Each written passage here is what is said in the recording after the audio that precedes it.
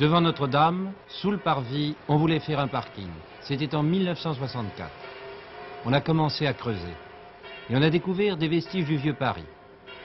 Alors pour les préserver, on a décidé de réduire l'importance du parking, de le repousser le long de la Seine, côté rive gauche, et de construire, dans l'axe de la cathédrale, une crypte, qui sera ouverte au mois de juillet prochain. Que contient-elle, au juste?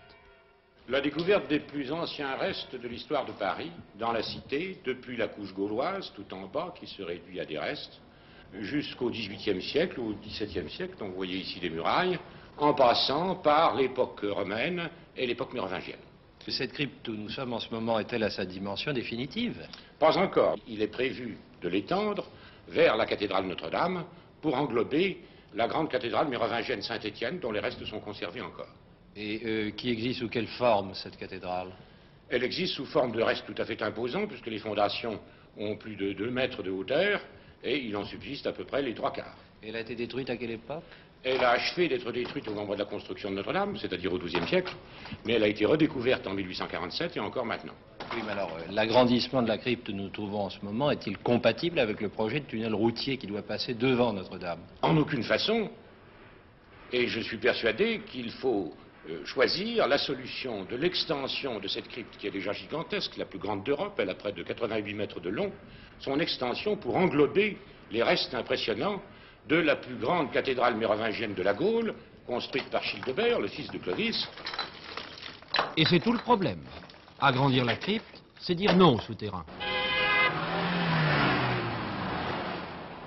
Le nombre de voitures qui passent devant Notre-Dame est de l'ordre de 17 000 par jour, avec des pointes de l'ordre de 1000 véhiculeurs.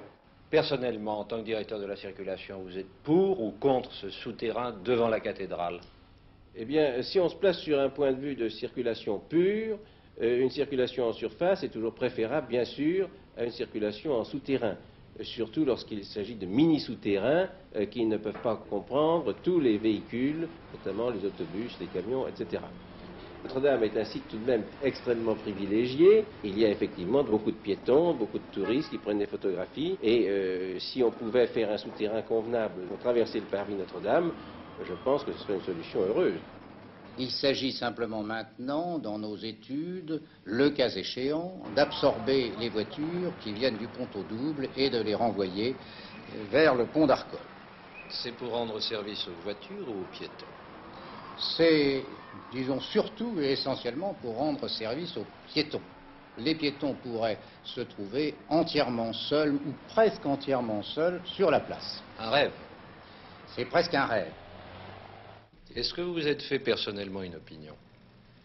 Eh bien, je dirais que pour se faire une opinion, il faudrait en connaître complètement tous les éléments. Et j'estime qu'actuellement, nous avons encore une certaine hésitation sur la valeur exacte du site archéologique qui se trouve dessous. Je souhaiterais, et cela doit pouvoir se faire au cours sans doute des prochains mois, je souhaiterais que l'on apprécie peut-être encore plus complètement qu'on ne l'a fait la valeur exacte de ce qui se trouve dessous et la manière dont on pourrait le mettre en valeur par une dalle archéologique analogue à celle qui a été construite. Je regrette qu'en élevant cette sorte de pierre tombale, on ait masqué la base même de la façade. On avait été tellement inquiets que ce qui nous est donné aujourd'hui est acceptable. Acceptable, pas heureux, mais acceptable. Alors un regret tout de même, c'est que ça ait duré 8 ans et demi. Combien a coûté cette crypte?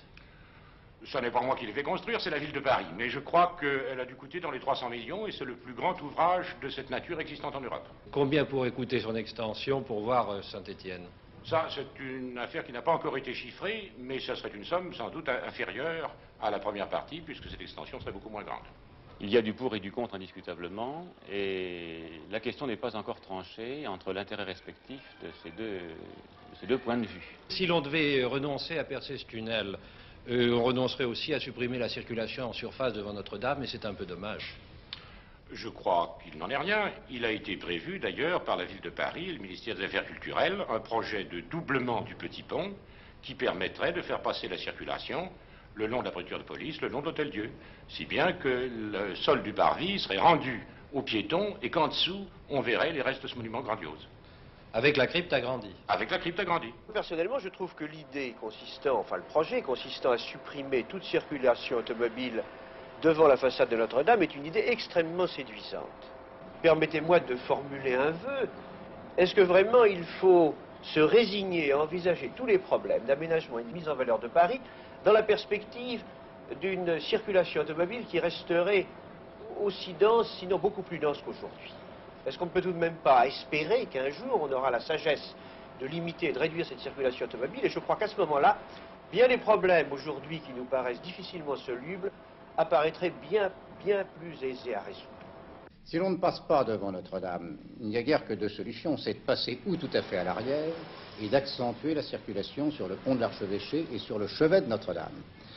On tombe sur une certaine difficulté, une difficulté purement technique. Cette circulation viendrait de la rue des Bernardins. Cette rue des Bernardins se trouve d'une largeur très limitée et définitivement limitée puisque son débouché sur le quai comporte un hôtel de Mesmont, hôtel classé et qui doit être restauré, qui est d'ailleurs un petit chef-d'œuvre. Par conséquent, on ne va pas y toucher. On a donc une espèce de limitation physique. Deuxième ordre de limitation, c'est qu'il faut vraiment se demander sur le fond du problème si la vue de Notre-Dame depuis le chevet ne doit pas presque avoir une certaine priorité sur la vue de Notre-Dame depuis la façade. On pourrait dévier les circulations par le quai Montebello et par un petit pont fortement élargi. Mais alors, il faut élargir non seulement le petit pont, il faut élargir aussi le quai Montebello. Et là, on tombe alors dans un inconvénient assez grave. Élargir le quai précisément à l'endroit où la Seine étant étroite, on a envie de faire le contraire. Certains ont pensé à un souterrain de très faible dimension, de très petit gabarit, qui permettrait quand même de préserver une partie de la fouille de la basilique Saint-Étienne, en mélangeant d'ailleurs des parois vitrées pour qu'on puisse apercevoir, à la fois pour les automobilistes et aussi depuis la crypte actuelle, les vestiges en question. Je doute que les archéologues trouvent cette solution bonne. Pour ou contre ce souterrain, le problème est au fond très simple. Ou l'on casse les ruines pour faire passer les autos et on laisse le soleil et la lumière aux piétons, où l'on estime que les ruines de Saint-Étienne doivent être sauvées. Ce sera aux Parisiens de choisir. Et ils demanderont peut-être plus. Par exemple, agrandir la crypte et libérer le parvis en interdisant tout bonnement la circulation.